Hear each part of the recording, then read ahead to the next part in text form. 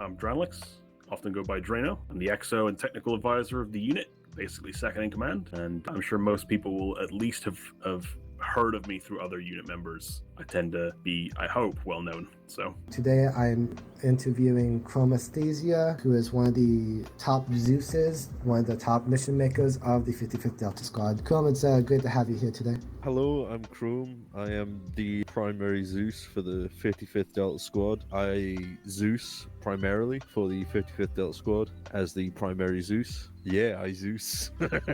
Today I'm being joined with the owner of the 55th Delta Squad, Black Sarge. As you already know from what Daryl just said, my tag that I go by is Black Sarge. I've gone by other ones, but that's the one I've pretty much always gone by. And I'm the current owner, operator of the 55th Delta Squad. I have 3 sections of questions for you. One of them will be before the unit, the second one will be during the unit, and the third one will be at the current and in the future. Each one of these sections has 10 questions for each one. Are you ready? yeah, sure, I'll give it my best shot. Question 1, how long have you been a part of the unit, and how long have you been a staff member for? Yeah, so I joined the unit, I think it was back in April of 2018, so about 4.5 years now. I think I might have joined my first stop a couple weeks before that, though. As to how long I've been a staff member, I honestly don't remember. It probably would have been a year or less into my being in the unit that I would have been a staff member, so I've probably been a staff member for about 3 years now. I can't remember off the top of my head, but I was basically here more or less at the start of the unit, just a little bit after, give or take. After Pavel was like, "Hey man, I'm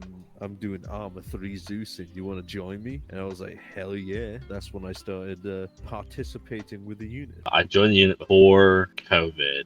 I joined the same time as some of the other current long-standing members. I think there's only maybe like 1 or 2 people in the unit who technically been in longer than me at this point. I feel like it's been going on 4 or 5 years now, but I'm not 100% on that. It might be longer. I'm not too sure. I would have to look that up to figure that out, and I could be wrong on this. I'll say 5 years right now, and then I took over the unit from Dread Raven, who took it over from Black Rhino. Black Rhino is the one who started the unit alongside Pavel. He handed it off to Dreadland, and Dread handed it off to me. That had to have been 3.5, 4 years ago, because I actually took over the cost of the unit for supporting all the services and everything before Black Rhino left. So he left, and I had actually taken over the cost at that point, and then Dread had taken over as the leadership position. But then there became disagreements between Dread and other people in leadership, and rather than try to solve them, Dread handed off the leadership to me and went his own way. Since then, both of them have either started or joined other army units. I'm not really too sure. I don't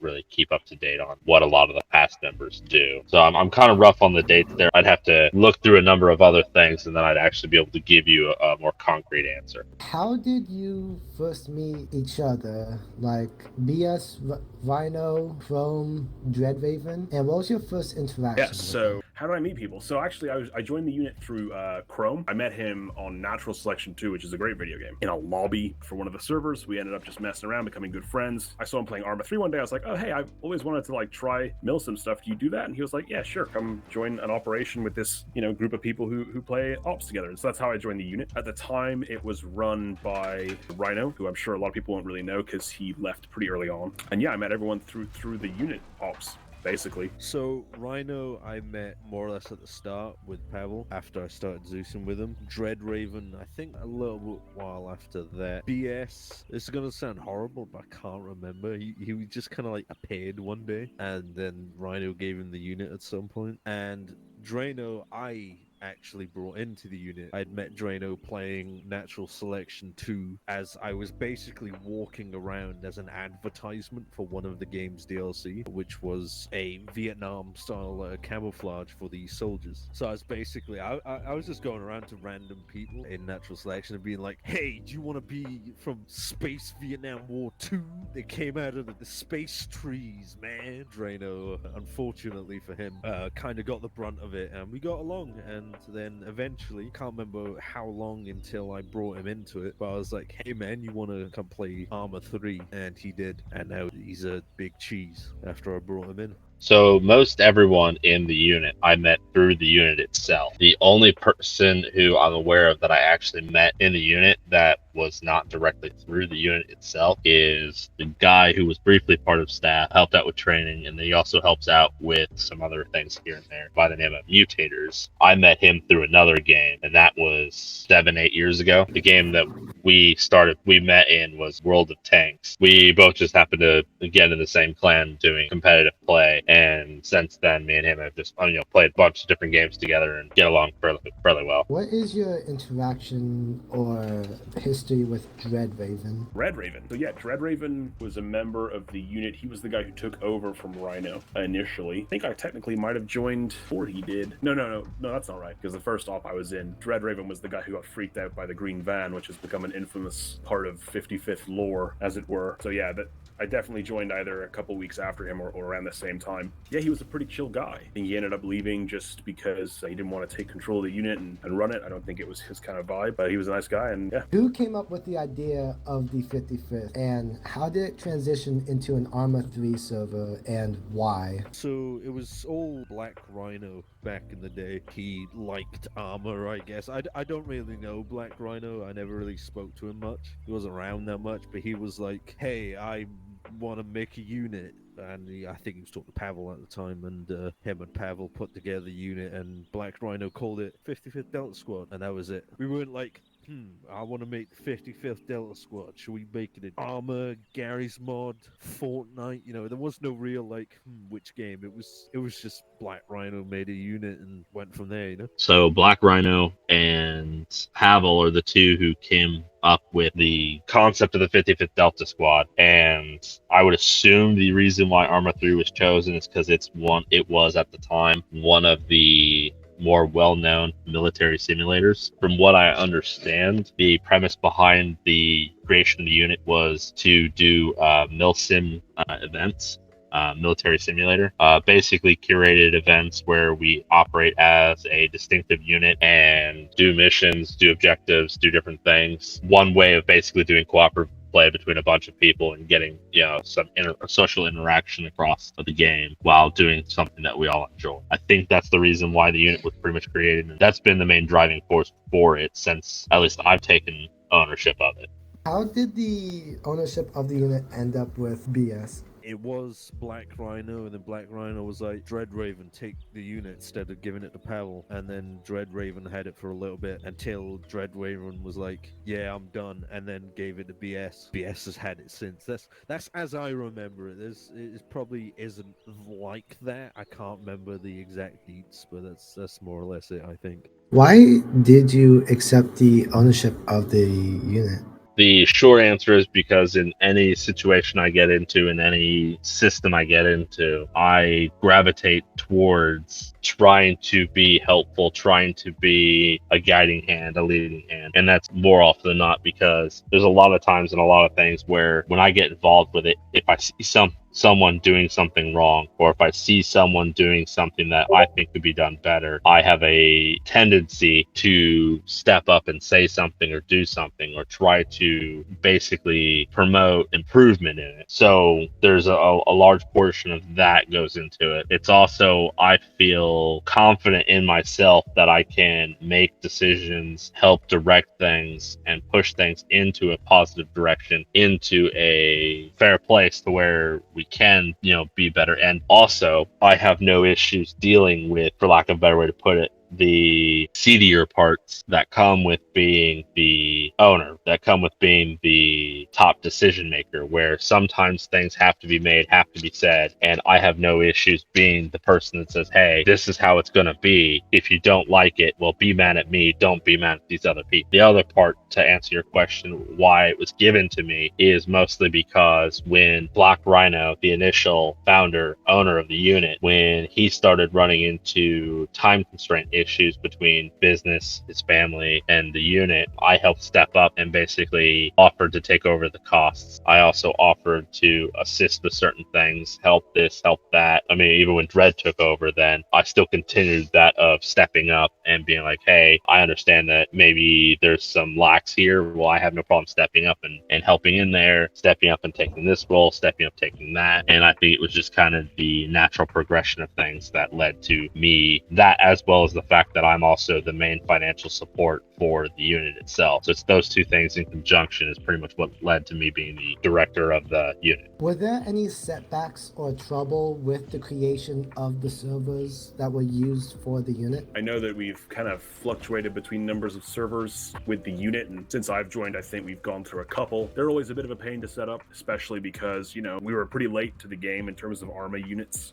and a lot of us really hadn't done anything like managed servers before. So every time we set one up, it's a little bit of a confusing step for us. But, you know, I think it's like learning any new skill. It takes a bit of time. You learn along the way and you get better at it. Back in the day, I'd have to like message Pavel to be like, hey, put the server up. I'm gonna run the op, and he'd do it, but I've kind of learned how to do it now. The initial servers, I can't speak for because I was not part of the hosting of that or anything. But once I took ownership of the servers themselves, we've pretty much been on the same host provider since from the beginning. They've been usually pretty good about issues and getting them resolved quickly. We've run into some problems. In some cases, we found it's been because of the host provider. Other times, it's because we've done something and didn't realize that we were actually causing a problem.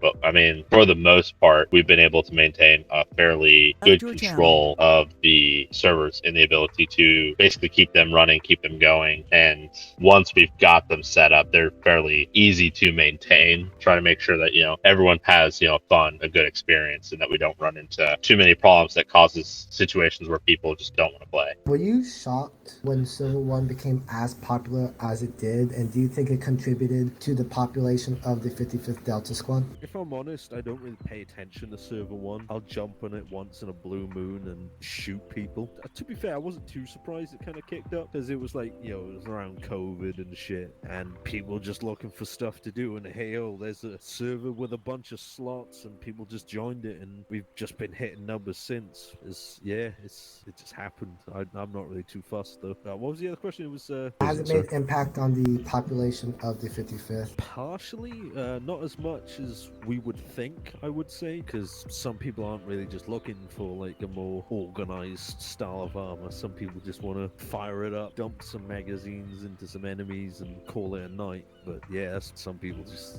yeah.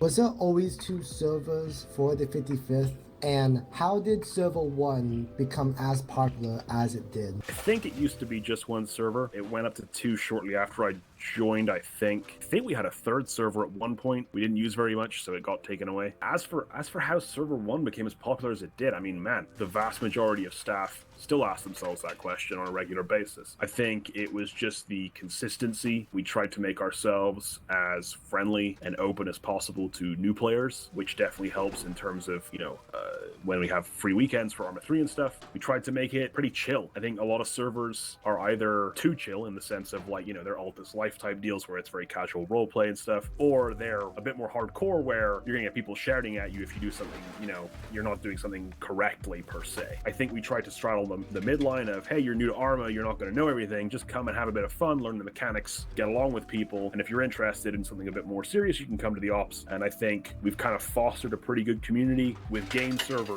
It's getting the first few people that are consistent players that's the hardest part. And once you get that down, you're off the 0 out of 60 on the player list, and people will join, and then more people will join, and then more people will join. And it's kind of just stayed that way, and we've been quite lucky, I think, in that. Yeah, I'm not 100% certain as to why it's worked, but I'm glad it has. That's a hard question to answer, mostly because I don't regularly play on Server 1. So I don't see how it runs all the time. I played on it a fair bit where I have a pretty decent understanding. From how I understand it, some of the things that lead to a active and well-received server, one of the big things is moderation. Basically keeping level-headed and reasonable moderation and having it active and very quick to deal with issues and problems. So that way, basically, you have people being able to maintain a fun environment. That's one heavy part of it.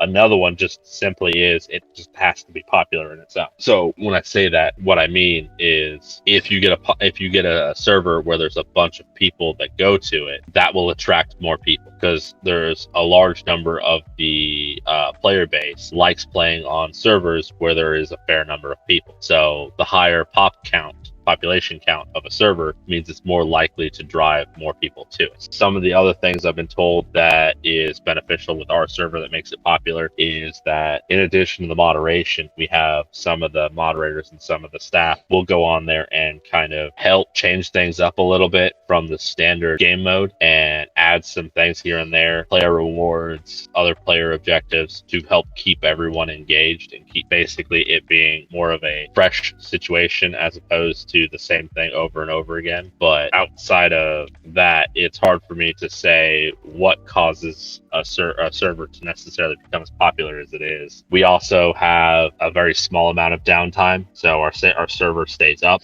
on a fairly regular basis. We've tailored the difficulty of it to not be too difficult, where basically new players can kind of come in and still be able to do things and operate. So that helps. Outside of that, I'm not really too sure anything else that pushes or leads to a server being super popular or successful in that regard. I swear back in the day, like, we just had the server off Pavel's computer that we'd open once every weekend.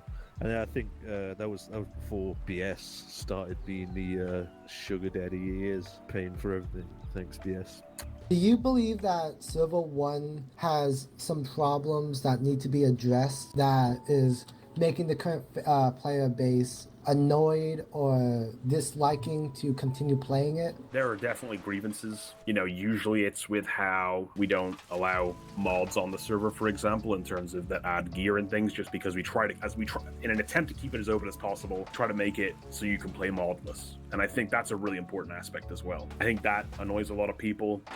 We run Invade and Annex, which is an incredible game mode in terms of the technical accomplishment of it, but it does have its fair share of bugs and issues and problems that players occasionally will point out to us. And as much as I would love to fix all of them, that thing is a beast in terms of opening it up and trying to fix stuff. So yeah, definitely there's things that we understand that the player base is not particularly happy about per se in certain aspects, but we just try to keep the community happy in terms of making sure we moderate well, making sure we take things fairly.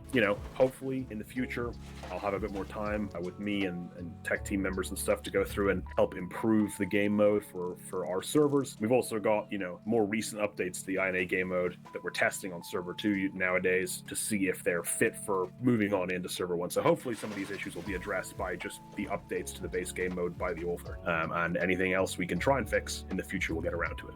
Have you ever considered adding or removing any more servers to the unit? So we have in staff discussed adding additional servers. So our server 1 is Invade and Annex. That's the game. We have consistently been in the top 5. I don't know where we're sitting at right now off the top of my head. I'd have to look it up. But we've been, over the past 2 years, or almost 3 years maybe, we've been consistently in the top 5, I think, for server population and popularity.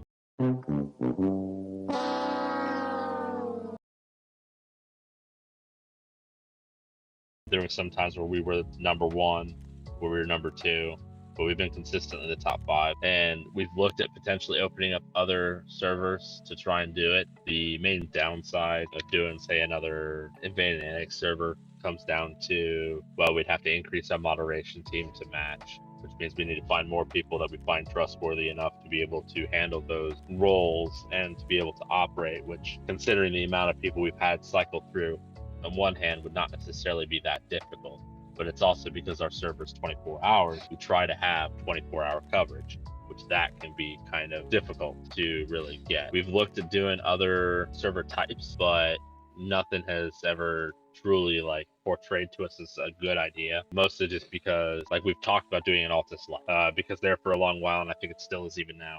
If you look at the actual top, we've been consistently in the top 20 worldwide up to all servers. I don't know where we're sitting at now. We might be lower or whatnot. Like I said, I don't know what the current statistics are. But if we went with Altus Life is the most popular server mode at this time. we could potentially try and get up there. The downside is that Altus Life requires having a high population, and it requires more support than Invaded Annex. Because not only do you need server moderation, you also need people to fill certain types of roles, of which some can only be through certain people. So we would have to have a larger base in the unit that wants Altus Life and be willing to basically do those roles. And they have to be fairly active in the roles. And that's a lot to ask of people, especially since we're a Milsim unit, not an Altus Life group. Now, we have kind of moved more towards being a gaming community, but we're still primarily a Milsim unit. So as of right now, we haven't really looked too much into branching out from having our one Invaded Annex. And we feel kind of confident that if we hosted a second one, we could probably get it to be just as popular as the first one. But like I said, we'd have to up our moderation team to account for that. And that's just a hard process to do. What were your first interactions and current opinions of the host Havoc? And have you ever thought of switching server hosts? Man, the host Havoc is basically, I guess, my second server hosting company that I've ever interacted with. You know, we used to have like a Minecraft server for myself, which was, I don't remember who that was through, but nothing on, you know, I never had to mod anything or maintain big servers for large player counts. It was usually just for me and my wife. So yeah, I mean, Host Havoc, there are some issues with it, I would say, personally. I think there are some things that could definitely be improved. There are some things that I would suggest to them, but you know, from what I can tell, it seems like it's not, you know, a company with a colossal budget to do all these crazy things that I would love a server host to be able to do. As for switching, you know, technically that's not my choice. Technically that's up to BS. He's the one who pays for all of it and runs it all. So it's technically up to him, but we have discussed it in the past. I think Host Havoc, as much as it has issues, is stable for the most part. It's got pretty good customer service, and it seems good enough. It's worked for the past few years, and we don't see any reason why it won't work for the next few. So I'm very mixed on Host Havoc. I don't know enough to give an educated opinion. Yeah, I usually go some everything's working, I don't say shit, I'm quiet, you know, nothing to really say. And when it doesn't work, I'm like, this is the worst fucking shit ever. We need to replace it immediately. Blah blah blah blah blah. It's all just reactionary like type shit. But yeah, I don't know. Host Havoc works, I guess. Like I don't really know much to be able to say. I haven't really had any other experience other than when we were running it off Pavel's like computer, and like to be fair, that was only like 10 people, so we haven't really like shopped around other server providers to really say, you know, oh, Host Havoc is this or that. Yeah, it's all we know at the moment, I'd say. Well, at least from my perspective anyway. So my first interactions with Host Havoc have been, for the most part, pretty good. Very quick to deal with any issues we came across.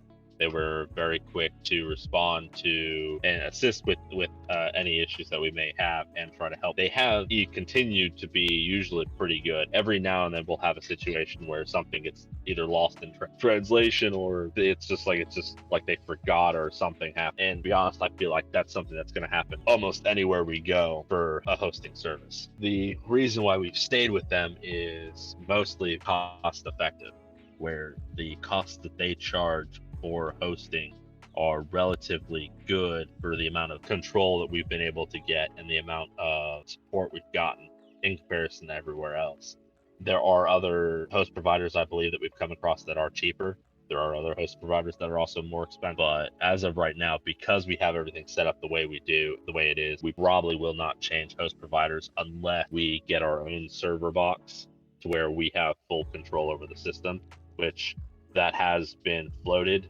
But once again, most of the decisions that come down when it comes to server hosting are cost related. If you could pick a specific year that you believe the unit improved the most in, what year would it have been? There's been so many kind of like big moments to stick out in my head in terms of improvements, and trying to stick a year that is the single most kind of important or biggest leap forward. That's pretty difficult. You know, when we moved from the old website, I think that was a pretty big fundamental change. I guess, what was that? That would have been about last year or the year before. I don't even remember. God, it's been so long. Probably, no, it would have been last year, 2021. I probably would have said would have been the biggest year for change. Could I ask why that is? For those who remember, we used to have a website on Engine where we had, you know, forums and signups and everything for the operations. And, you know, we used to do a lot of things back then very manually. We used to track attendance completely manually. We used to track training completely manually. We used to do rank ups pretty much manually. It was all a big spreadsheet that was absolutely atrocious. The event signups were crummy. People didn't really use the site that much, so it got very difficult to try and organize things. And so what happened was the website ended up deleting all of our images, which was a pretty big thing, and we'd been talking about moving away from the website towards just having the Discord, and so we said screw it, that's the motivating factor, and we moved everything over. And that's when, you know, development on our Discord bot started. We moved to automating as much as we possibly could, and I think that that has made the operations of the unit a lot smoother. It's allowed us to try different things. I think it's generally been pretty positive from the player base, moving away from that website to just making Discord our core focus, and working on the bot to help make everything as easy to manage for everyone as possible. Why did they delete all those images? I mean, we never got a definitive answer. Pretty soon after, we actually ended up losing the host name for the website, which was a whole thing that we, again, never got an answer for. It was paid for, and it just got taken away from us. As far as we could tell, Engine had some sort of policy in place where if websites aren't active enough, they end up getting data removed to help save the company money. That was our impression anyway, and it kind of just sucked. But in the end, it was actually kind of a good thing. It was the final straw that made us move to what I believe personally is a much better system, though I'm kind of biased being the maker of it. So the unit just kind of keeps existing. I know part of me can take a dig at Pavel when he took a step back from Zeus and I took over. You know, maybe things got better then. You know, I don't know, because Pavel was just kind of like running this and this, and maybe we'll have a bit of campaign theme here. And then I came in, was like, right, Zeus, the 55th cinematic universe. You know, like I could do some shit like that, you know, but it's yeah, I couldn't really say a year where things have gotten better, because we just gradually get better at things, and we're kind of learning something new every operation. Like, I don't know, not to give grenades to this squad member, you know. That's a hard question to answer, and I say that because I feel like there's always room for us to improve and do things better, and I feel like we have consistently grown and are consistently doing more and getting better at what we're doing, just because we're basically gaining experience as we go, and a lot of what we do is trial and error. Okay, well, what can we do to make things work? What can we do to improve things? How does it all fit together, while trying to maintain some community feedback and, you know, keeping the community happy? Because there's been a number of times where I would argue we've done things that a lot of people would say are backwards and don't actually improve everything, but they were needed to improve everything. It's hard for me to say what year or what time period has seen the most improvement in the unit, mostly because it always seems like we're always trying to do something, and we always do it in big, small spurts, if that makes sense. I guess it'd be better to say large, short spurts. So we try to space it out to where we can kind of do it all over a period of time, but it usually ends up being like this month we do like 4 or 5 updates, and then we might be back to a holding pattern for, say, 4 or 5 months, and then, okay, we've got a bunch more updates we're going to push out to try and improve. So it's hard for me to say what's the best time that we've ever had. Did you have any doubts about the 55th Delta Squad, and have you ever thought about closing it? You know, I'm not afraid to say that, yeah, there have been moments where it's been stressful as hell, and I've thought, man, what am I doing here? But a lot of the time I show myself, like, community is filled with awesome people. We tend to have a pretty great time when we get together and try to, you know, accomplish goals and do things and make things, and I really appreciate that. It's a pretty big part of my life fundamentally. I mean, I'm from the UK originally. I joined the unit while I still lived in the UK. I then moved to the US to get married, and COVID hit. I wasn't able to do anything except run this unit, and I think that kept me sane. So I think the idea of leaving it, while sometimes it crops up, and that's, you know, just due to some mental health issues that I personally have, I don't think I could do it anytime soon. I think it's such a fundamental part of my life that I don't want to leave it. I'd say I've never got to the point where I'm like, I am leaving for sure, because to be honest, I kind of love doing this. But there have been moments in the past, well, this was like before the unit kind of boosted up after COVID. We were getting like really low attendance, and it was like low player counts, like we're talking like 7 or 8. I'm running it, and it's like, is this worth it? Could I get a bigger audience elsewhere? But then at the same time, you know, I got a job, and at the time uni and all that, so it was like, can I really be bothered? As just a gaming community, as just like group of people getting together.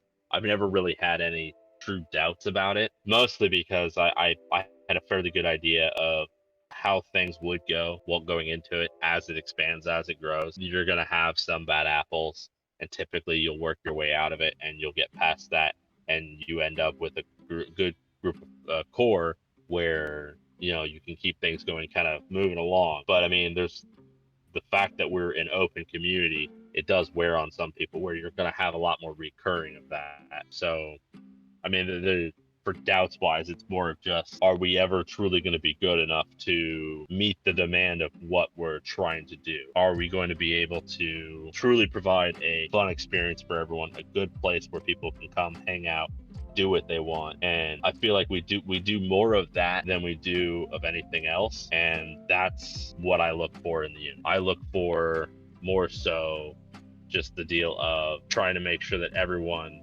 has a fun place to hang out with. The second part was, have you ever had any thoughts about shutting down or closing the 55th?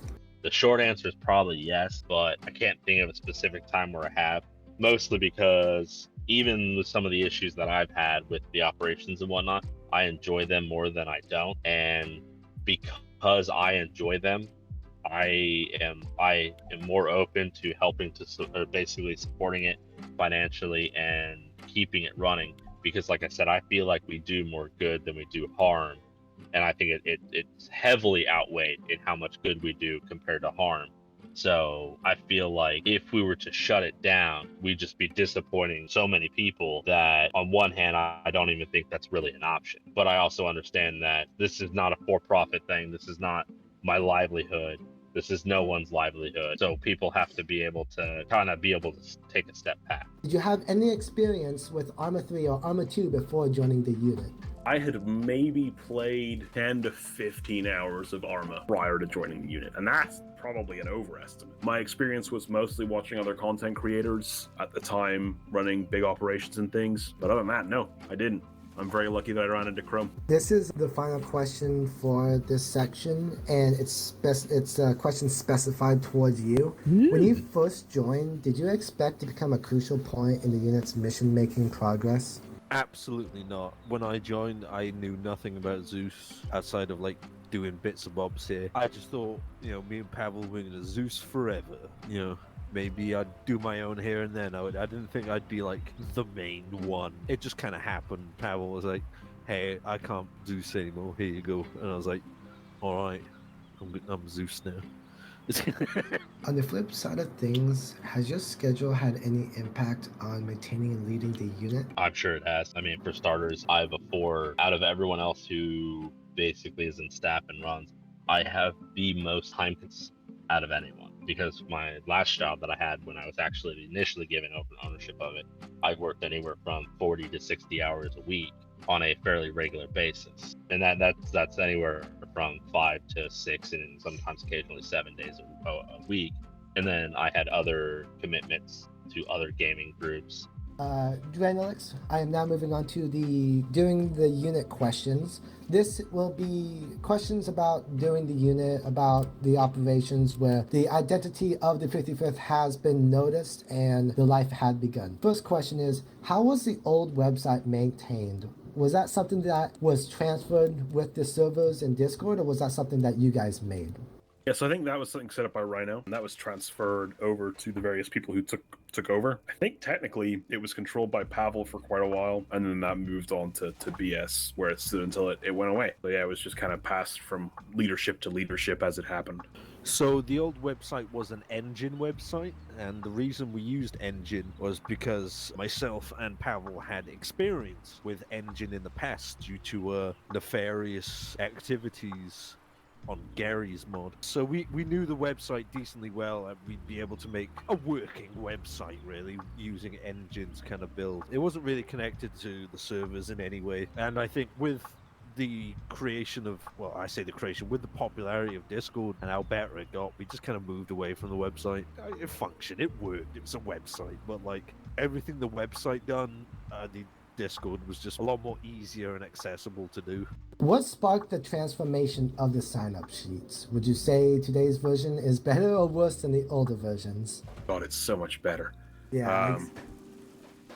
I think pretty much everyone who used that website will agree that the new version is so much better. I mean, to explain to people who weren't here when we used the old signups, there was the ability to say you were attending, you might be attending, or you weren't attending, and there was a limitation of 10 roles that we could set up for it. So you could just say like, oh, I'm going to be a fire team medic. And that kind of sucked because it just meant that when people loaded into the mission, people would get annoyed that they were taking slots that they thought they had reserved and all this kind of stuff. So the new signup we have via the bot, it's a lot better. I would have liked it in the old version of the bot signup where it's kind of like actually says what roles you're selecting, but unfortunately Discord changed some stuff that meant couldn't keep that version. But the new version seems to work well. I think it definitely has a lot of advantages over the old version. Mixed bag, really. Back in the day, you kind of knew if people were going to attend because they'd make the effort to go on the website. But yeah, it's good nowadays because it's all centralized on Discord. Like, it's easy that we just have to go to one place to do everything instead of, oh, hey guys, sign up on the website, and then you open up the website for the first time in a millennia. It's like it's a fucking server and fucking Mogadishu just going beep, beep, beep, beep, beep. So yeah, sign-ups better now.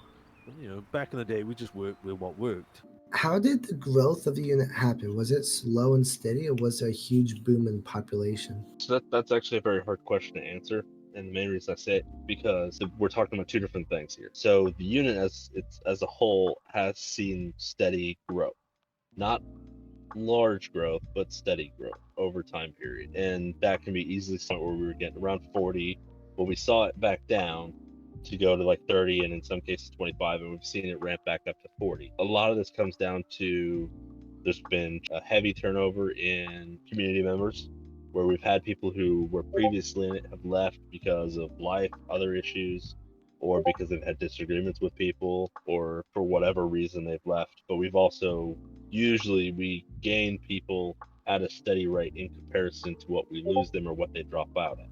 So that's why I say we've not had explosive growth by any means. We've had steady growth. The other thing that goes about is we talked about our server being one of the most popular servers. Well, that's in a public sense. A lot of those people do not join the unit. They are merely there just to play on the server.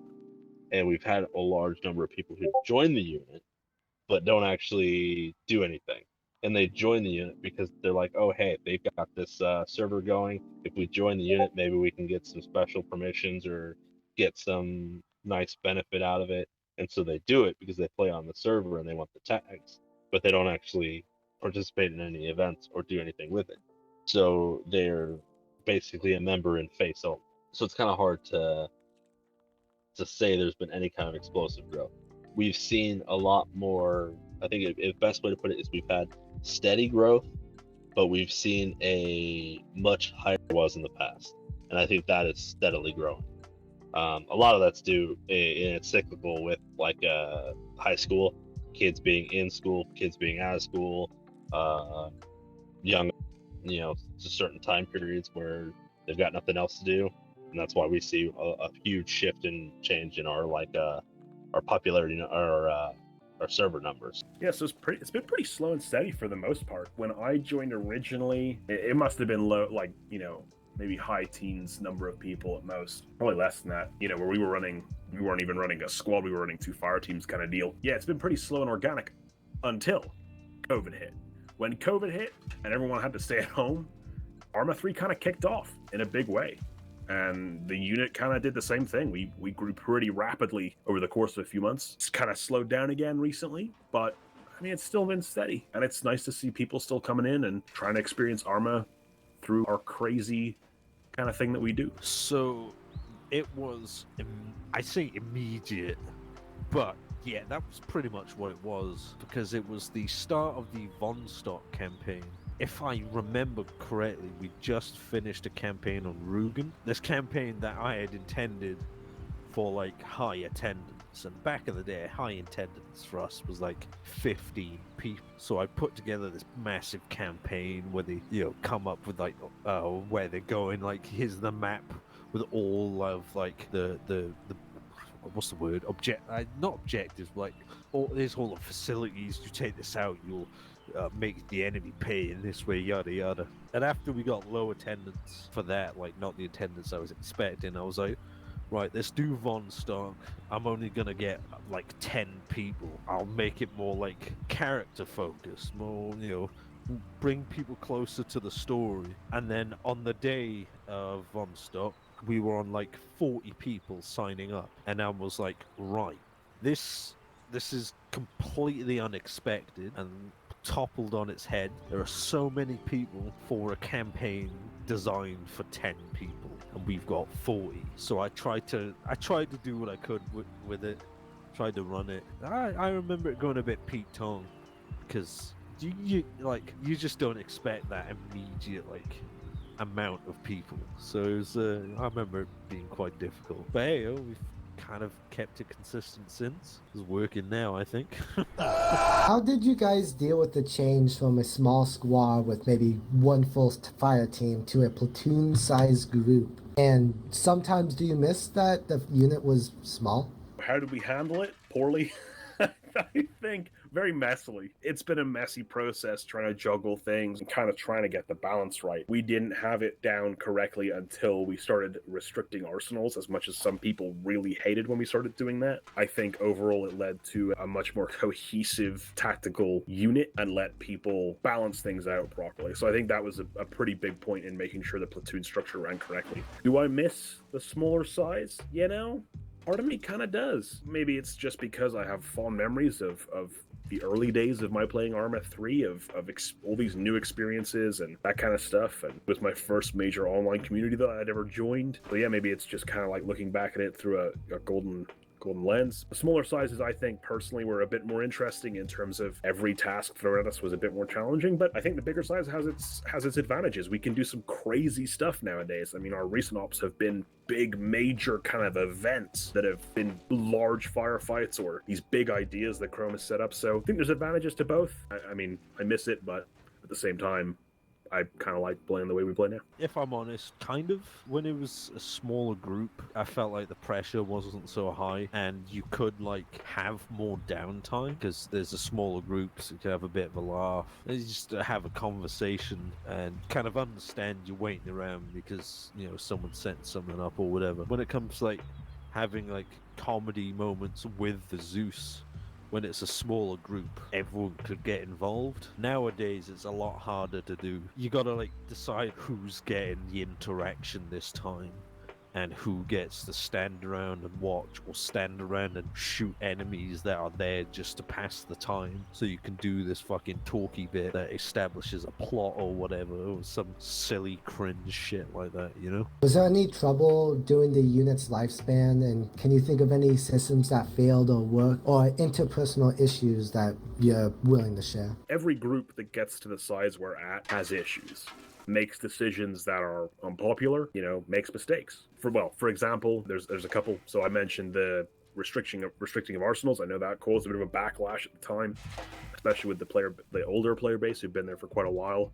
They kind of didn't like that, and that was kind of this thing where we were pretty confident as staff that it was going to end up being a good thing. We just had to kind of get through the rough patch, and it did. I think it worked out. Another was the recent update to the rank system. Maybe we thought we communicated some stuff clearer than we actually had, and it caused a lot of confusion and annoyance. So there's always going to be these things where you try something out and maybe you get it slightly wrong, or you don't communicate something well enough, and it causes kind of a bit of a backlash. But I think for the most part, we've done pretty good.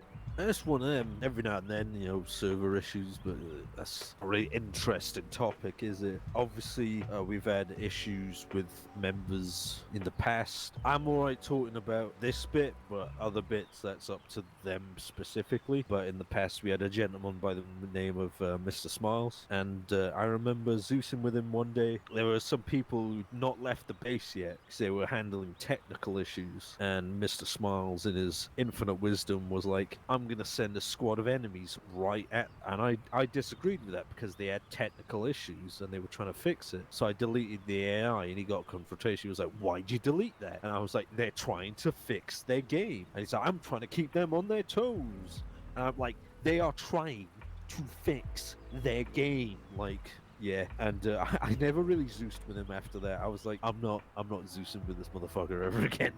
because I didn't like that. Like, it's a technical issue. It's not a gameplay issue. It's not, oh, hey, my gun's jammed in game and I don't know how to unjam it. Oh, hey, let me tell you how to do it. Yeah, no, it's, hey, I can't speak. I think it was like someone couldn't speak or something. It's a while ago now. I've slept since then. But like, it's not like it's not an in-game occurrence. It's, hey, something's genuinely broken. Allow them to fix it. Don't fucking send enemies at them, because that's just gonna make things annoying, loud.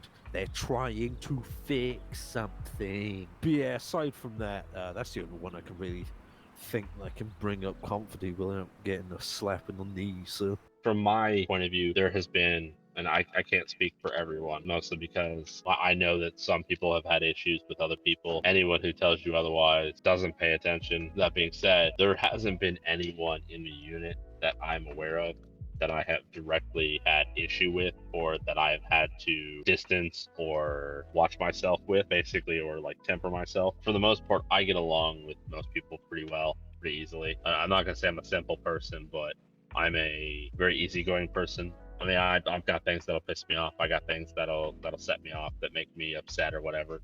But I do my best not to hold any grudges and not to stay mad at people. That's mostly because I don't see any point. It doesn't help anyone. It doesn't help anything if you create, issues with another person, especially if you're going to be operating with that person on a regular basis, because you're going to eventually come to a head, and then you're going to have a major problem. So that's why I usually try to be blunt with people, and I try to be upfront in my, responses, in my handling of things. So it's, okay, this is how I see it. This is how I understand it. If I'm wrong, by all means, tell me, because I'm not perfect. I know I can misunderstand things. I know I can take it one way when it was meant a different way. That's common. That's very understandable. And also, I have a very specific point of view of things from my lifestyle and my upbringing. So I know I'm going to see things differently than, a fair number of other people. And maybe the way I see things is not how they. And it's not necessarily I'm going to say, well, you're wrong, I'm right.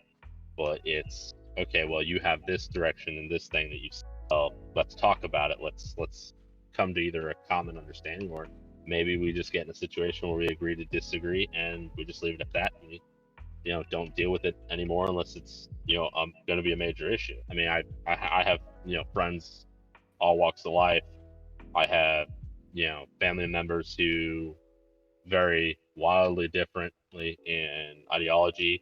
I try to be a very easygoing person. It also makes my life a lot easier. What was the most memorable campaign to you? I don't think there's necessarily a campaign that sticks out to me. I think it's kind of like music. That sounds really dumb. For me, with music, I don't necessarily like bands. I just like songs. I think in the same way, a lot of the time, it's not the campaigns that stick out to me, it's the individual ops. There are some of the older ops that definitely stick out to me. In my first one, I vividly remember riding with Outsider in the front of the convoy. That was good fun. I remember some of the old checkpoint ops we used to do, where Red Raven was Spectre in one of them, standing on top of a watchtower that got gunned down by AA. That was pretty funny. Yeah, there are a lot of specific ops that stick out in my memory rather than campaigns. I think that's just kind of the way I tend to remember things, though. So that's a hard one to say, because obviously over the years come up and put together a lot of campaigns. I think a couple of standouts for me, a couple of my favorites. Rugen, before we booted off, I really liked that. I put a lot of effort into that. I had a lot of fun with that. It was just disappointing at the lack of people. Bekatov, that was pretty good. I really did enjoy that one until everything in Ukraine kicked off, and I felt a little bit rough, kind of like having us go around in Russian gear. Like, it didn't feel right, but I couldn't just leave it unended. Opinions on Tornus vary a lot, but I think Tornus kind of cemented kind of like the army unit and what we do. We are this like multi-role force, the vanguard of like NATO, and all this cringe fucking shit. That one kind of like set up the direction I was going with stuff, I guess. Von Stock was good as well, even though it was... Von Stock had zero planning from the get-go, and I'll always remember Von Stock because it was literally like, I didn't plan any ops whatsoever for the entire campaign. It was quite literally, alright, I'm gonna have 10 blokes, we'll just go week by week, and then it was, hey, 40 blokes. And it kind of evolved into this kind of odd tale of me slightly forcing everyone to make the decision to go down this plot line because I couldn't figure out how to put missions together any other way. But yeah, it was, yeah. And the map was cool. I really like the map for it we used. Yeah, those are like the standout campaigns. Oh, and I'm kind of rambling now, but the PvP one, I think, was kind of interesting as well, because I've always wanted to run kind of like a PvP one, but it just didn't really go well. One team was kind of air with the planning, think they can just bomb rush it. The other team was planning it, but then they were doing cheesy stuff, and everyone just kept going into mountains. And like, I'm a big fan of urban combat. Like, I don't want you hiding in trees like 3 miles away from each other. Just get in there, brother. Get into that building. Get into that compound. Clear rooms and shit. Work together. Use everything you had learned through like us just giving like these little bits of training, like just doing cool military shit, not just like playing a Call of Duty offshoot. And it was interesting to run a PvP campaign, and I learned from it. Yeah, that's about it. I just kind of rambled about ops for a bit there. If you want my own personal opinion, the one that stands out for me still is Shazir. Yeah, Shazir was fun because I come up with this idea, you know. I think I remember people like, hey, we want to go to the desert. So I was like, right, okay, desert. And I remember coming up with a little plot, coming up with this like big bad guy in the name of Shazir. And then just like kind of putting together, like, I remember making like the trailer for it, putting in like all this like terrible kind of effort. Now I look back on it, and I was just like got a bunch of my like close friends in other discords to like record some voice lines here and there, just you know, get together, get a bit of fun. So I don't remember which campaign it was. There is one that sticks out to me immediately, and it was only because of the first actual operation we did for it. But it was one of the first times when I was actually running as the platoon lead. Our Zeus at the time decided to throw basically a curveball at the end of it. So I threw him a further curveball and totally derailed the operation at the very end of the operation. And then that started its own whole campaign that unfortunately I wasn't able to really be hugely involved with, mostly due to certain things going on in my personal life and work life. But the first operation that we got into was a situation where basically the entire platoon had to keep me alive. If I died, we would have completely and utterly failed everything. By some miracle, we drove our convoy into a number of armored vehicles that literally just decimated the unit, but I never died. I went unconscious probably like 4 or 5 times and was in and out, but I never died. So it's just, and I was the only person in the unit who did not die in that operation. The Zeuses swore up and down that they didn't do anything special to keep me alive. But they also didn't go out of their way to send anything in my direction to hunt me down or anything. So it was just an interesting situation of events. Even though my character and I was unconscious for a portion of the operation and staring at a black screen, it was still very entertaining to me because I could hear everyone through the radio yelling to get certain things done, moving around, operating, the constant responses in the radio from like Drano and someone else, I can't remember who it was, basically saying, "Don't die, BS, don't die." And like, you know, we're on our way, we're coming, we'll be there shortly. And then basically watching them roll in and opening fire and killing people, but then immediately getting obliterated because they were having major issues trying to pin down the armored vehicles and take them out, because we didn't have as widespread of AT, and it was a semi-jungle area. So they were small armored vehicles, but they kept moving in and out of bush lines. So it was hard for people to maintain view on them. So it was a very hectic situation, but to me, it was very enjoyable. Was there a memorable moment in an operation that has stuck out to you even now? Name like 5? Okay, well, we've named a couple. The green van incident, I think, was genuinely hilarious, where we had to stop an entire convoy because a green van moved, which was fantastic. Dreadraven getting shot off the tower by AA because a helicopter flew behind it. That was classic. During one of the campaigns, it wasn't one of the main campaigns, but it was a side op that someone ran with Halo, where one of the warthogs just decided it was going to fly off of a bridge. Amazing. During one of the Halloween ops we summoned a mega demon from a fire circle, and it threw a car at someone. That was hilarious, and I'm sure I could think of another one, but honestly, again, my memory is pretty dummy. Maybe the same operation where you and White Rex spawned that same demon behind me and scared me into the streets. Just running for my life. You know, it was another really good moment that So I'm a software engineer. I program. I'm the technical advisor for the unit. And there was one alt we did where you guys assaulted a town, and I had set it up whereby there was the Spectre was going to go to a power station and blow it up, and it was going to turn all the lights off in the city. And it worked fucking perfectly. And everyone was like, dude, that was fucking cool. That was an amazing moment to watch that happen in Zeus and see it happen and have that reaction. I think that was really cool. I love having those big moments. That's kind of the thing. A lot happens during operations, that so many things have happened, and I've got such a short-term memory that it's terrible. So I think everything that I remember is usually stuff that I've got saved as clips because I can remind myself of them. But yeah, there's been lots of like funny events here and there. BS might not like me bringing this one up, but it was when he was like having a bad time during the op, and I was like, "Hey, you're just bad at the game, Lamau." That was an event. That's an event I remember. Other stuff like Drano taking out a BMP with an anti-air missile one time. That's pretty good. Like, you know, there's so many things that go on. It's kind of hard to remember all of them. You know. Do you want to know some of Drano's answers? Yeah, they might reboot my memory. He mentioned something about a green van. You like the fucking Mechanicus in 40k cracking open a Necron vault right here. You just dug up a bunch of memories. So it was I actually done a fucking like a mini op for it on the Malden campaign. That was funny.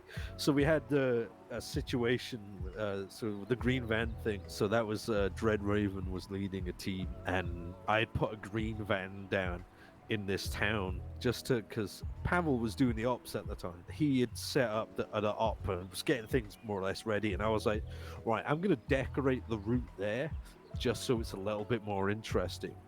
And I put down this van. I didn't even like choose the color or anything. I was just like, I'm just gonna put this van here. It's poking out a little bit, you know, he's just parked up, he's delivering some goods somewhere, you know, blah blah blah. You know, you could insinuate all that, but to me it was just a van and it was there. And Dreadraven was like, that van moved or is a bomb or is an enemy. We should stop the entire operation and have everyone deal with this van with nothing in it. I remember saying that to Pavel, saying, hey, they're checking out this van. And he's like, why? And I'm like, I don't know. And we just kind of laughed at it, to be honest. Two more he mentioned. One of them was Dreadraven in a tower, and apparently a helicopter flew behind the tower and he got lit up by an anti-air gun. Yes. So there's a clip of that somewhere. I'm trying to remember. I think I was on the AA gun controlling it, and I was aiming for a helicopter. I can't remember if it was player flown or AI flown, but the helicopter was flying. And I was like, right, okay, I'm gonna aim the ZSU, I think it was a Zeus. It was that an air gun that goes anyway. And I remember trying to like hit the helicopter, and as the helicopter flew, I was like trying to lead it, and I ended up hitting this tower that he was in, which immediately collapsed. So that was pretty funny. The final one got mentioned by Kitten was property damage, which that was the start of Taunus. Yes, it was. And I remember there was this gentleman called Davil. You might know him. And you know, they were pushing towards this like town on the very first operation for Taunus, and they put some bullets into this petrol station, or as you Yanks will call it, a gas station. So I was like, oh, hey, they've damaged this petrol station. It's going to blow up at some point. I'm going to blow it up now, because why not? Blowing up stuff is cool. So I popped down an IED and I blew it up. And for some reason, I think this was because of the map maker, it was incredibly fucking loud and a massive fireball. And this Davil guy, in all of his infinite wisdom, just, responded to everyone on the radio going, what was that? What was that? Blah, blah, blah. He just went, property damage.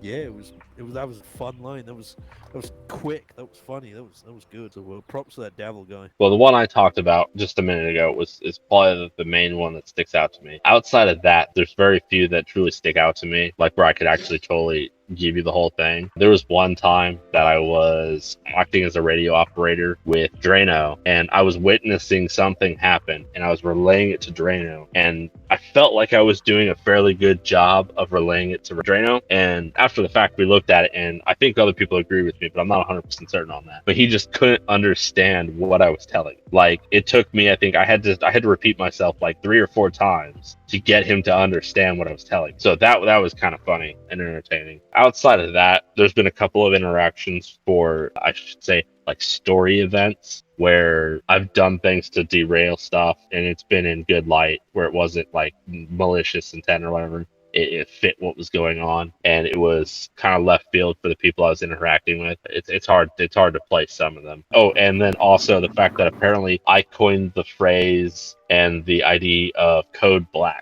Apparently that is something that stems as a inside joke now within the unit. Just me basically pulling stuff out of my butt. Nice. I know kind of the whole thing with the green van. The big part about it is it's basically something that Chrome and Pavel did, where there was always a green van in the operations. It was a specific van, and it would always be doing something or whatever. But most of the time, I never really, like, the whole reason it came about and started, I wasn't there for. Pavel started it, and it was some kind of an inside joke that I was never actually privy to. And then they just kind of ran with it. And since then, it's been the ongoing thing. And it's the same deal with, like, Goatman, where it's just something that was added, where it's just like a little oddball thing that they've had, and they've had it almost every single operation. I don't really know what it stems from, and it feels like it's one of those inside jokes. I'm not in the know. Would you say the recent operations are of higher or lower quality than the older ones or the past ones? I think in general we've got higher quality stuff.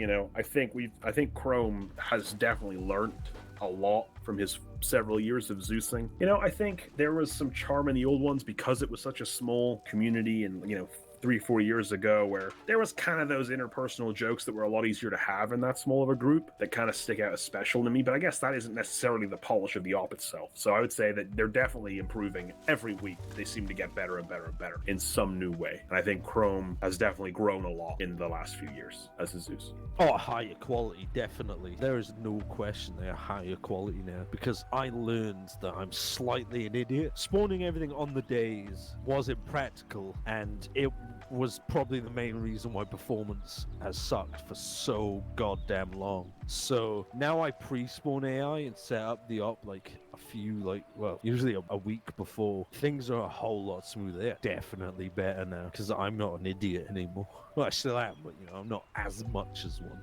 That's a hard question for me to answer, because we have progressed as a unit in how we do things, where we've become somewhat more organized in certain areas, and we consistently have upwards of 40 people in an operation now, sometimes almost up to 50, and that's more than we had in the past almost ever. So there's going to be different tactical challenges. There's going to be different issues that have to be dealt with and resolved. It's hard for me to say whether we've improved or we've regressed. I would like to say that we've consistently improved in our operations, in setup, running as a whole, pretty much as like a standard. But I mean, to say that it's a straight line just going up is probably way too optimistic, and probably way too looking at it through a veiled glass. I'm sure we've had setbacks with different things. We've tried to institute things that we thought would make things quicker and better, and they've not. They've done the opposite. So it's hard for me to really say one way or the other. But like I said, I'd like to think that as an overall, we have improved improved since the past. But I mean, that's a hard thing to say one way or the other, and that's because we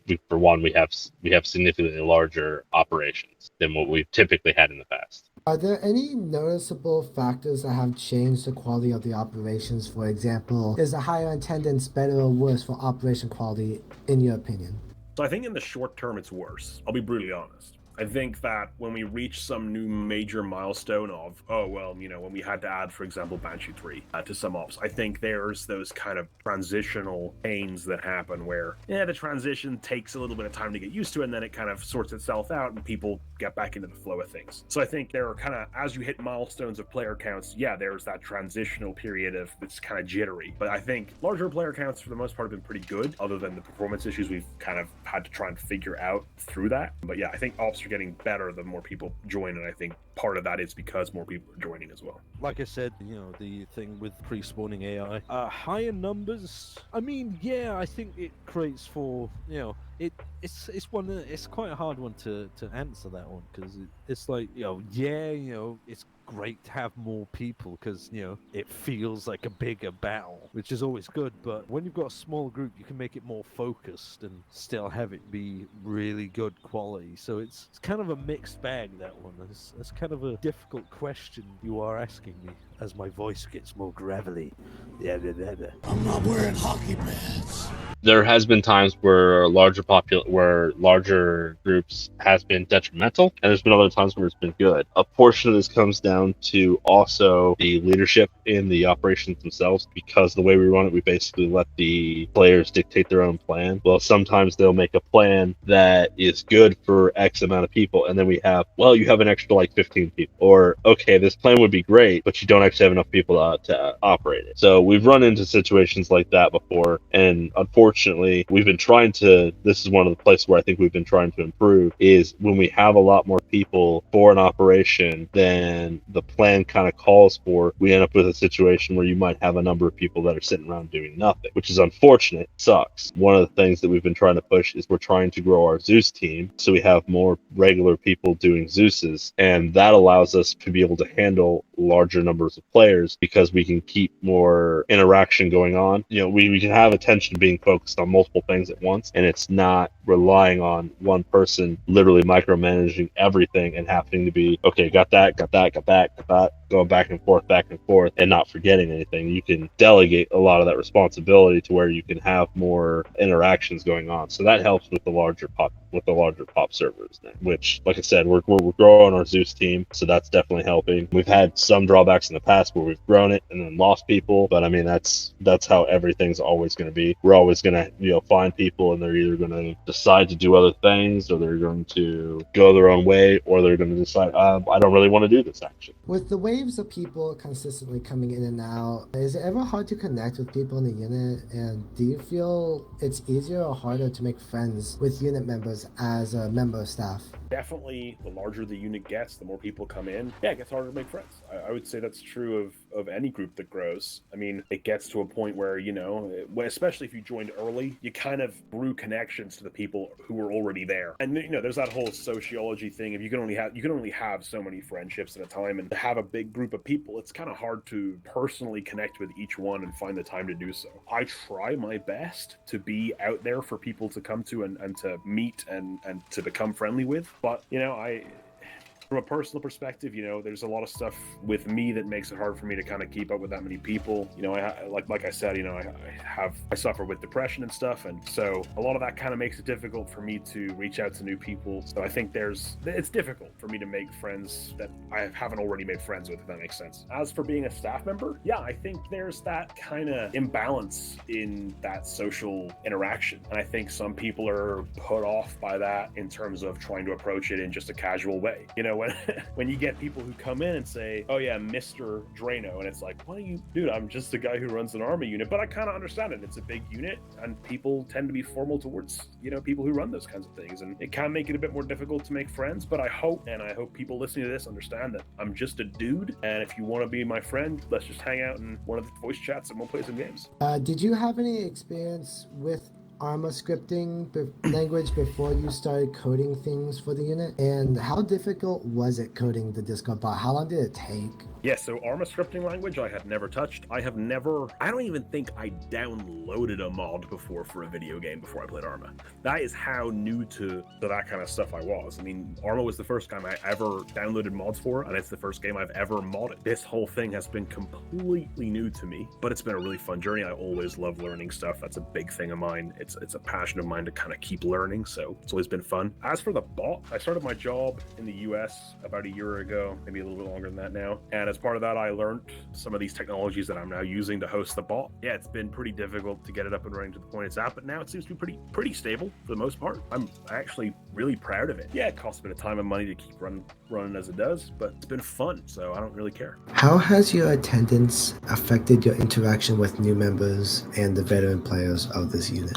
I think a good way to put it would be my lack of attendance. It's definitely shown disconnect between me and a lot of the newer players as they don't know me and they only have basically a reputation to go off of, which I recently, like the last couple of months, found that apparently I've had a long-standing reputation of being a mean person and basically being a not pleasant person to be around. I've had that kind of portrayed to me by a few people, and this was people who didn't really know me and did not play games with me or do anything with me. So once they started doing that, then it was like, okay, well, this guy's actually, fairly amenable and not really a jerk of any kind. At least he doesn't try to be. That's how I've seen things there. With a lot of the veteran players, I mean, for the most part, know that they can reach out to me. And it was even some of the veteran players I recently found out that they even thought that basically I was this boogeyman who needed to either be avoided or just ignored because they're just not going to have a good interaction if they chat with me. Which that was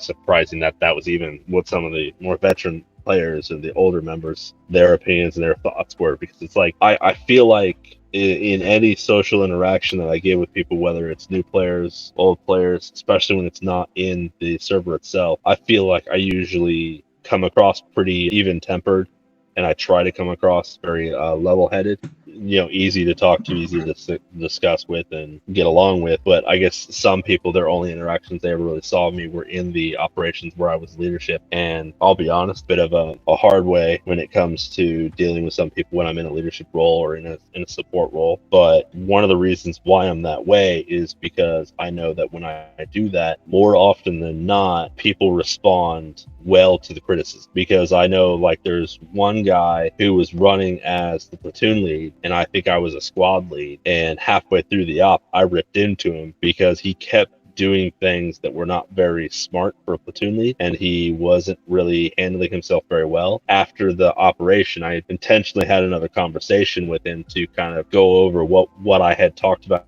in the op and to help him understand what was going on. And I noticed that after that point, his attitude and his act as the platoon lead or in any kind of leadership situation had changed, and I feel like it had changed for the better. And I also, if I remember correctly, when I had the conversation after the fact, he wasn't upset with me, at least not after we had the final conversation, and he understood where I was coming at and that I was trying to be constructive and help him with it. But it's just my method of doing it is being very direct and to the point, and not to beat around the bush, because I feel like, you need to be direct with people. If you beat around the bush, if you sugarcoat things, they can take what you say in a different light or in a different meaning than what you meant, especially in an online setting, because you don't have a person's physical body to view or the situation itself to basically contextualize what's being said. And unfortunately, that's something that a lot of people don't think about, is that a conversation is more than just the words that are being spoken. And unfortunately, in an online situation, most people go with, well, the only things that matter is the words being spoken, especially if it's like by text or in a forum. It's hard to necessarily tell, unless you know someone, whether they're truly being sarcastic or if they're being a troll or if they're just legitimately, they don't know what they're talking about, so they're just saying what's been regurgitated from someone else. That's the same reason why I try to be very literal in my word uses. Unless I know who I'm talking to, I can be sarcastic, I can make jokes of different natures, I can The reason why there's a lot of people who initially thought that I was not a very nice person is because they don't understand why I was saying things the way I was saying, or why I was doing things the way I was doing. And I also know that sometimes I can become very heated, especially when I'm passionate about something, or if I feel that someone is truly making mistakes that are, for lack of a better way to put it, simple. But my concept of simple is not the same as everyone else's, unfortunately. So that's something that I have to kind of contend with sometimes. How has your Zeusing changed over the years? Any mods we have now that you can't imagine Zeusing without, or mods we've lost that you wish we could have back? So when it comes to the mod side of things, there's not much really to say that we've lost or gained. Although I will be honest, and I'm sorry, Drino, when you watch this, that movement mod was really good. I think it was just because your computer's shit. I don't mean that in a horrible way. It's unfortunate, but I hope maybe when the mod gets a few more updates, when you get a few more updates, I think the mod was good. Other than that, there were some features in Achilles. I don't know how to say it. Achilles. There were some like modules in that, like being able to drop a car, like have a plane fly over and drop cargo. That was like a lot cooler because you got to see the plane like go, and then you could drop the cargo out. So I miss having that module from Achilles, but it is what it is. Zeus Enhanced is better, as much as I hate to admit it, because I used Achilles for so long, but I couldn't Zeus without it. It is the main reason we exist. You can't do this shit with regular Zeus, you know? How would you describe the current state of the 55th Delta Squad as of October 19th? Yeah, so I think it's pretty good. We got a healthy player base. We got a pretty welcoming community. Server 1 seems to be going well. Yeah, I'm pretty happy with it. Would I change much? Yeah, probably get a few new people in, but other than that, not really.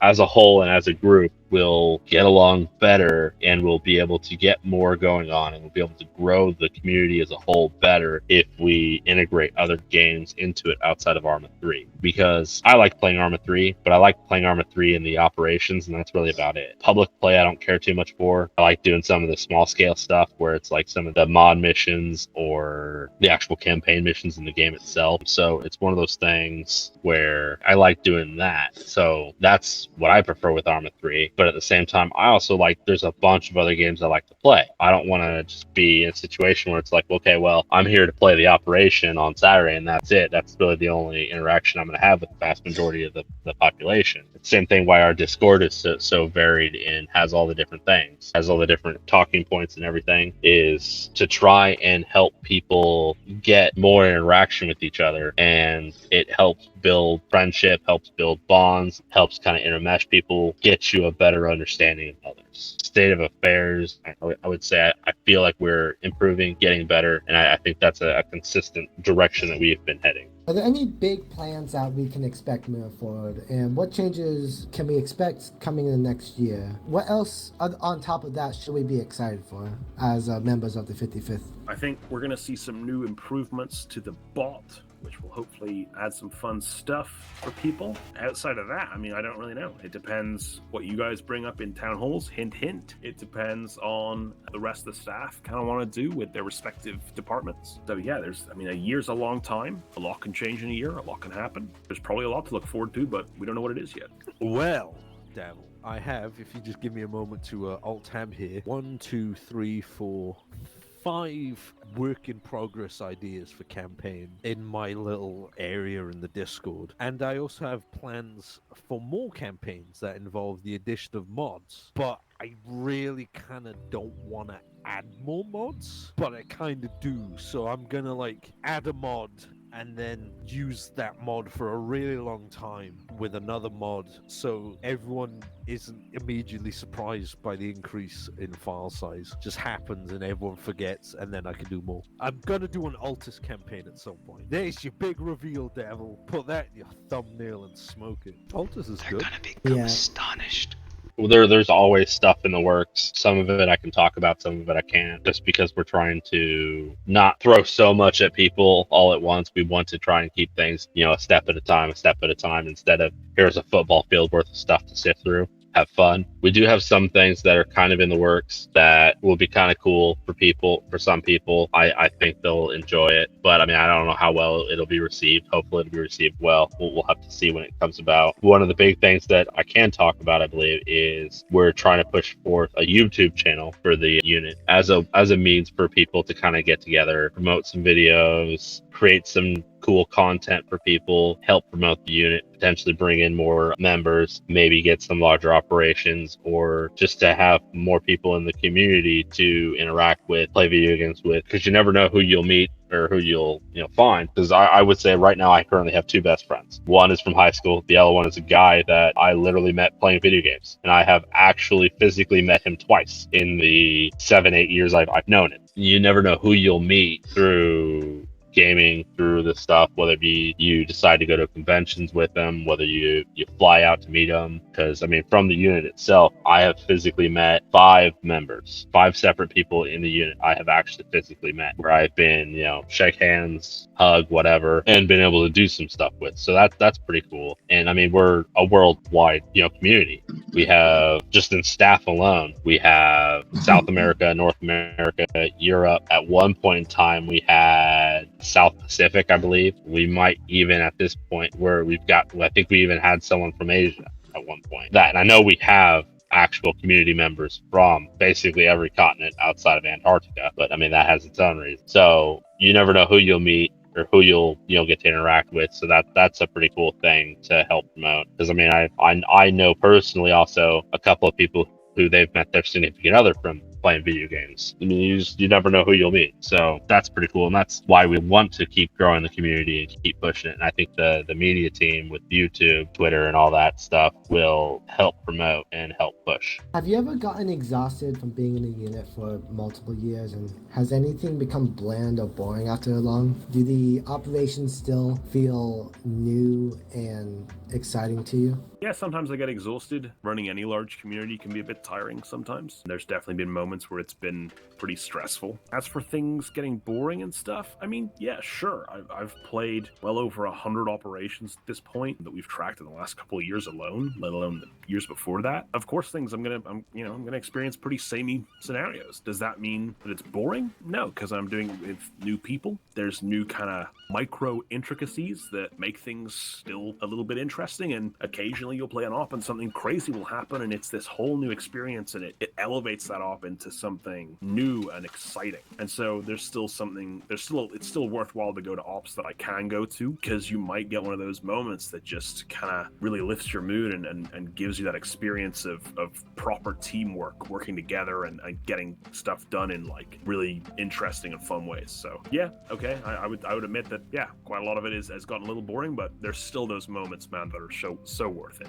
No, not really. Like, I still have fun with what we do. I look forward to it every week. Sometimes certain stuff is bland, but it makes sense. Like, we can't have a ridiculous, crazy thing happen every week, because we'd be done by now. We'd be closed because we'd have done everything. So some of the other staff are way more attentive than I am to everything going on, where they're either, they're in every op, or they're, active outside of just the ops and also in the channels. So one of the things that also helps me in that is because of, I don't want to say my inactivity, but my lesson, where I'm active somewhat in some of the Discord channels. I show up maybe once a month to operations, maybe more if I can, sometimes less. It helps to keep things a little fresh to where they're not so, it doesn't get old. Because we're playing the same game over and over again, but at the same time, I'm not always playing with the same people. Sometimes I have different, I'm either a rifleman, or I'm a team leader, I'm a squad lead. I don't always have the same people in my teams, in my squad, or I'm platoon lead, or I'm assisting someone else. So a lot of that,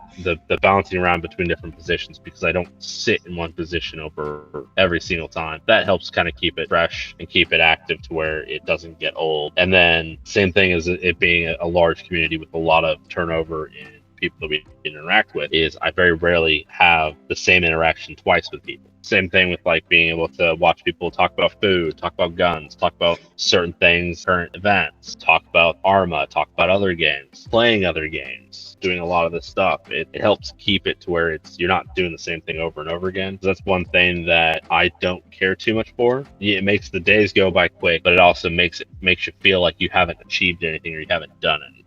Is there a possibility that the main 55th servers or effort will move over / change to Arma 4 when it comes out? Yeah, so we've talked about this a little bit. I think we hit on it very briefly in the last town hall that we did. You know, we talked about not moving to Reforger because it wasn't kind of a big enough system for us to move over to. But we did touch on the idea that Arma 4 will eventually come out. Yeah, we probably, in the very long term, will switch over to Arma 4. Does that mean we're going to switch instantaneously over? Absolutely not. We have no plans on the day Arma 4 comes out to shut everything down and move to Arma 4. That would be complete suicide of the unit. I mean, I don't think it would survive that at all. But I think the idea is to transition over a period of time. I mean, this is my personal opinion. I'm not going to say it's going to happen. Staff discussions and stuff might change how we approach it depending on how Arma 4 works. But I think it would be one of those things where we keep our current servers up and we launch an Arma 4 server, and maybe once a month at the start we host an op and slowly transition it over as people move over. So it really depends on the community at the time. It depends on Arma 4 at the time, the modding scene, what's in the base game, monetary costs, how quickly we can get servers up.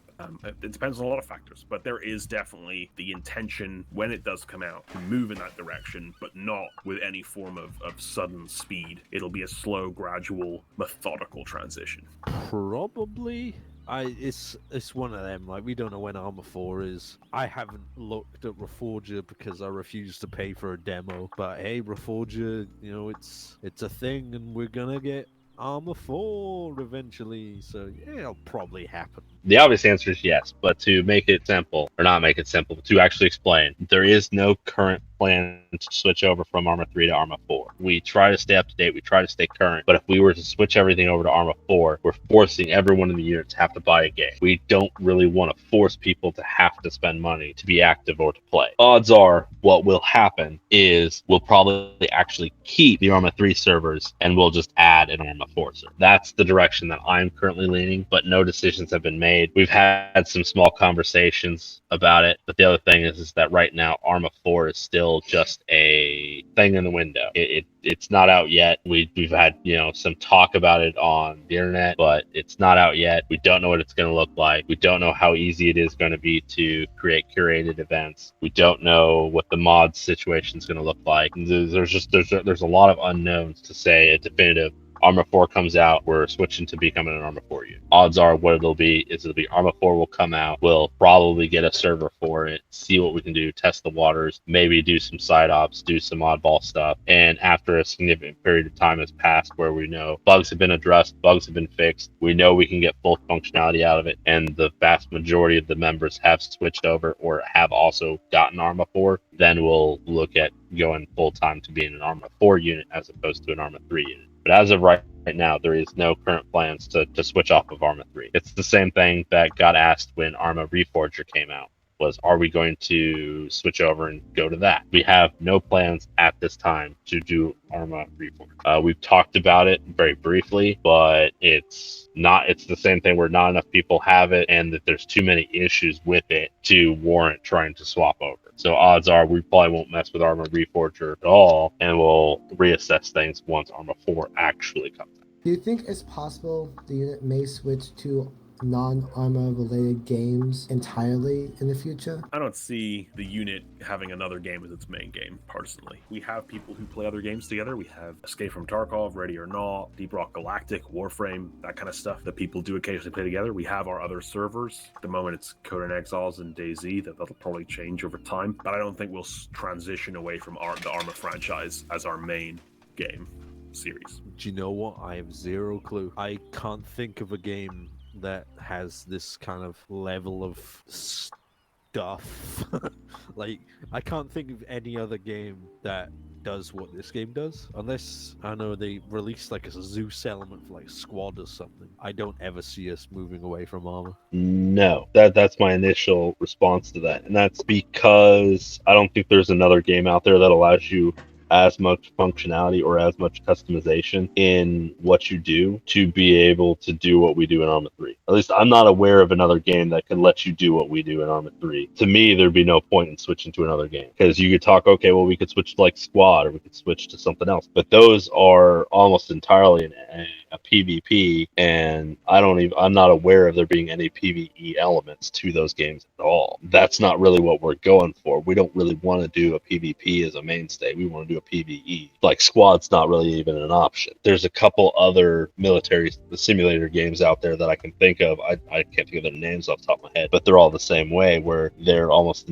exclusively a PvP, or if they are PvE, it's campaign driven and it's not a customizable deal at all. Not like Arma 3 is. To me, there's just not really any. There is not another game that fits the role of Arma 3 for us to even contemplate switching to for a military simulator. I could be wrong on that. I've not done extensive research on it. And if someone could bring a game to my attention that does fit that role, and it was a relatively decent game that maybe would warrant looking into, we could. But once again, then you're getting in a situation of, well, if we switch the game to this other thing, well, everyone has to have it. Otherwise, we're basically telling some people, hey, sorry, cool, thank you for joining us for as long as you did, but I guess you're out now. And we don't really want to do that.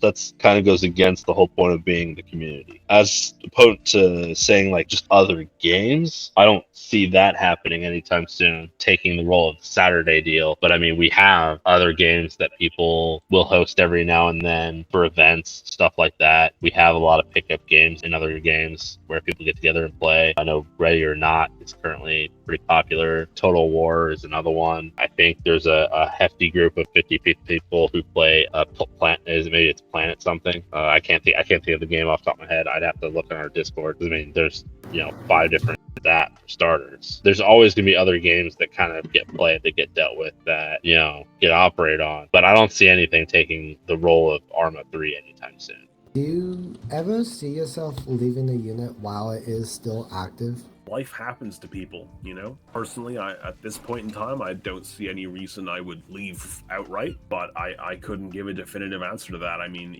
if something major happened in my life, there might be that instance where I say I don't have the time, I can't afford to put in the effort. Would I leave outright, or would I just simply step down as the XO? I'd probably step down over leaving if that kind of thing ever happens. But again, I can't think of anything, and nothing comes to mind that would make me do that as of now. Nah.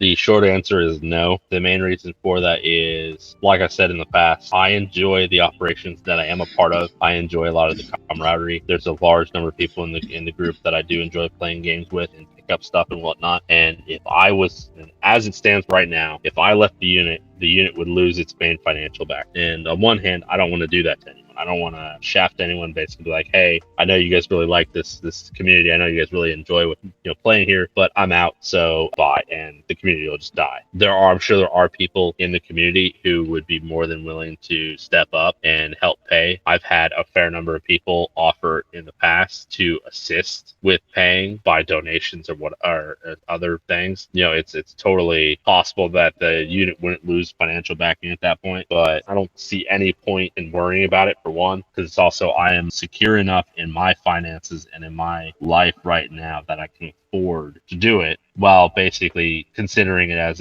something my mom always used to say, which was, you pay for your thrills. And well, like I said, I enjoy the interactions with the people in the unit. I enjoy the operations that I play for the most part, so I'm willing to put forth money to keep it all going and keep it growing. And as long as I'm willing to do that, I continue to enjoy it. I see no reason in leaving the unit or walking away. Plus, I've never had any interaction with anyone that was so bad where I felt the need to distance myself and just walk away.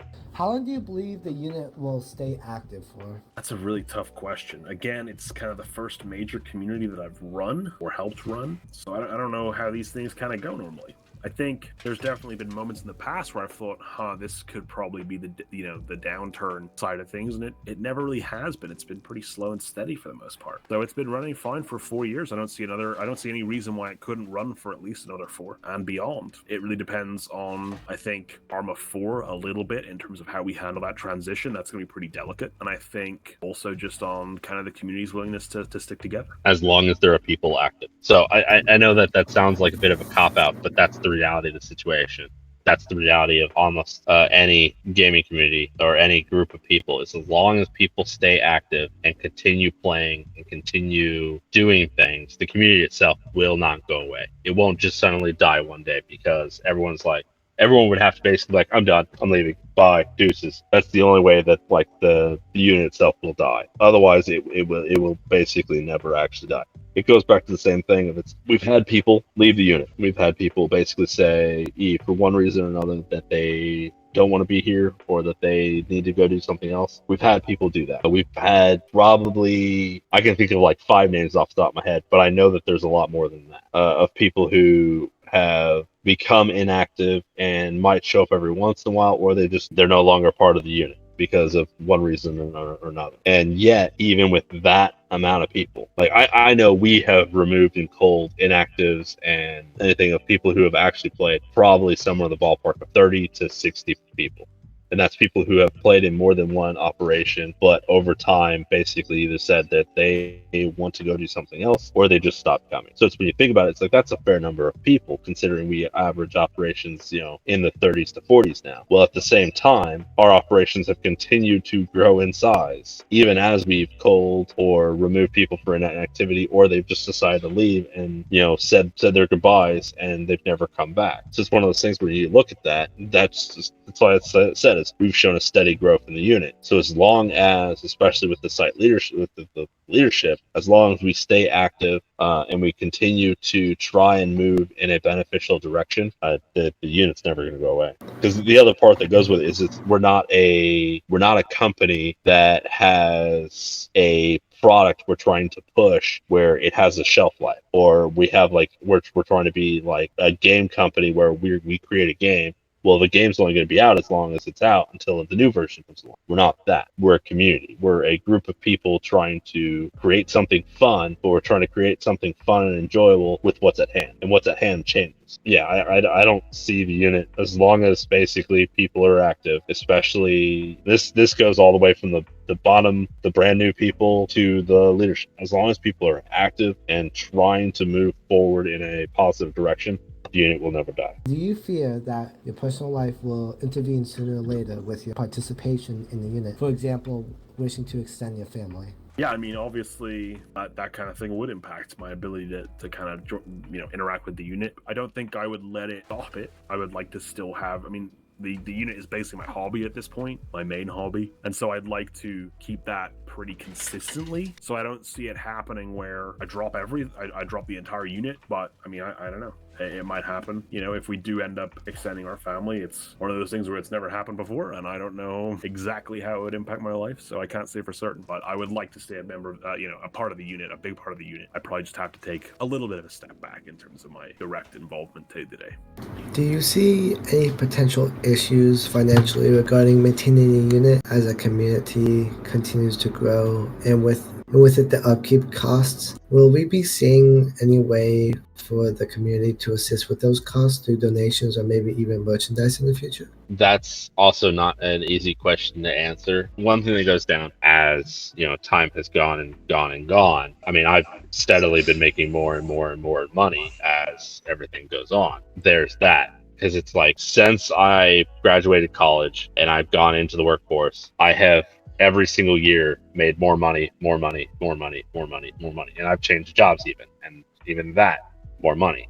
I have more financial responsibility to different things now than I did previously, but I also make more money than I did previously. I probably just have to be smarter about my finances, and then it's a non-issue. Going to the community support side of things. So one of the reasons why I've not elected to take donations or to do anything specialty money-wise, or like people bringing into it, is partly from myself to be able to maintain a certain level of control. Now, when I say that, it's basically, there's been some jokes about it in the past and whatnot, but the main idea is we are a community. We try to serve the community. We try to get community feedback in what direction people kind of want to see things move. But at the same time, the reason why I've maintained sole financial ability is so that way I can also basically come across on a number of topics and a number of things and said, this is how we're doing it. I understand the community might think otherwise or might say otherwise, but it's a non-issue. This is what we're doing. Because, like I said, I've tried in everything I do to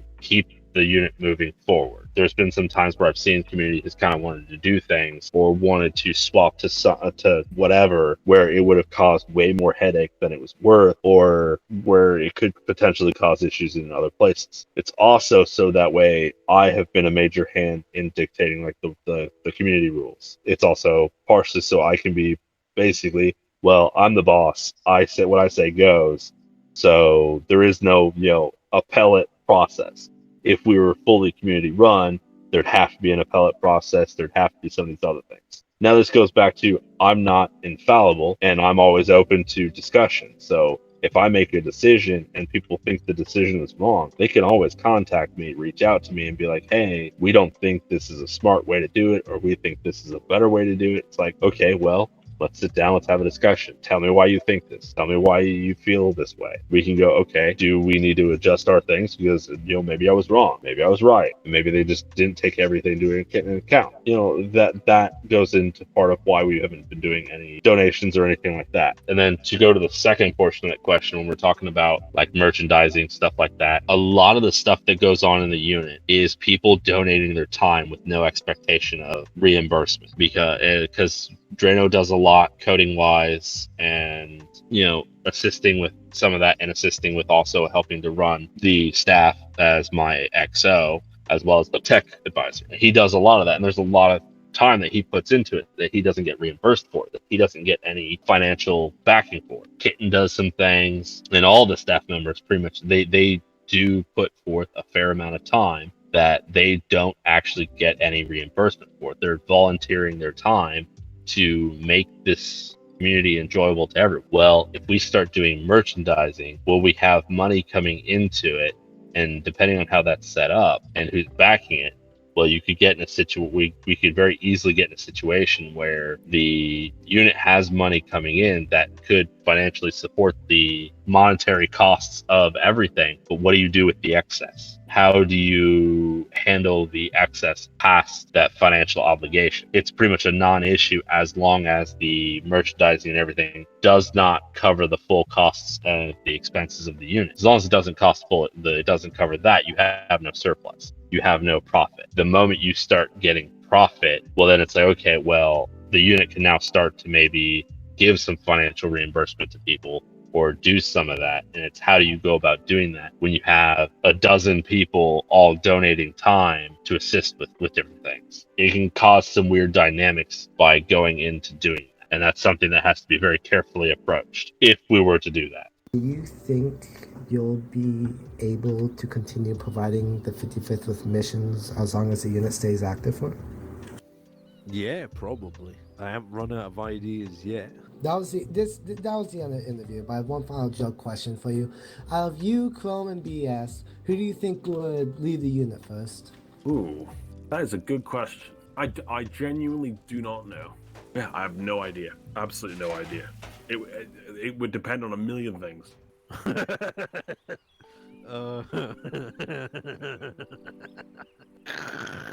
I mean, the obvious answer is me. I have way more going on in my life and in everything else going on than Drano or Chrome does. So the obvious answer is me. But, I mean, outside of that, I couldn't even begin to guess.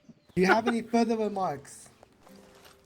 Yeah, sure. So I got a couple things. One, if you're interested in making changes to the unit or helping it change, there's a town hall in November. I think it's November 5th. Pretty sure it's November 5th. Put your questions in the town hall thread, in the town hall threads kind of channel on the Discord.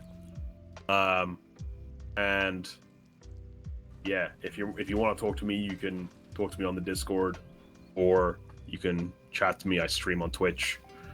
And yeah, I also Also, if you like the bot enough, I'm gonna shill out. I'm gonna do it.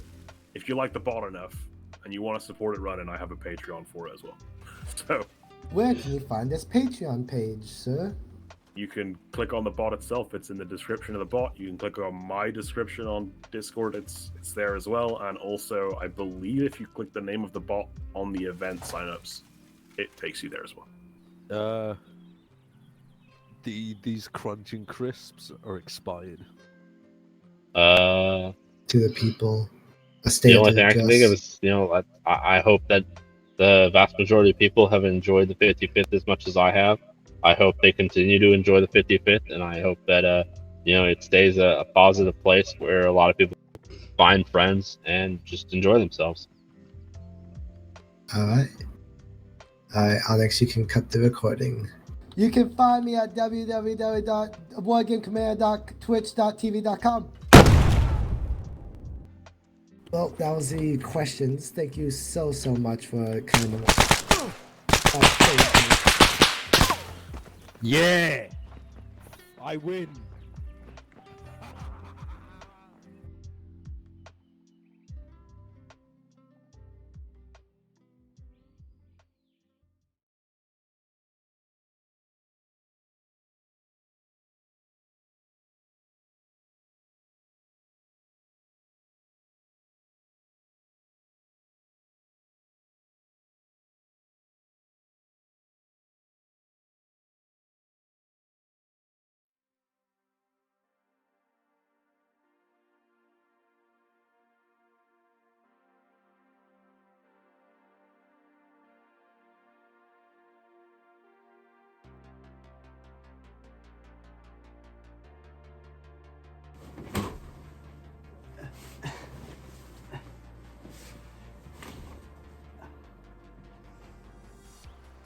Alright, that was the end of the before the unit questions. We're gonna go to commercial break for Fanta, or how it's pronounced, Fanat. I don't know how to pronounce it. It's orang flavor. Yes, orang flavor. Buy it today or something. I don't care. Buy it from Red Burger. Get a burger for $1.99 A Menu. money. I don't even know what currency that What the is. hell kind of currency? Yeah, double A money. Alright. Double A money. Yep. Alright, you ready for the next section? Exchange rate sucks. Yeah, I'm ready.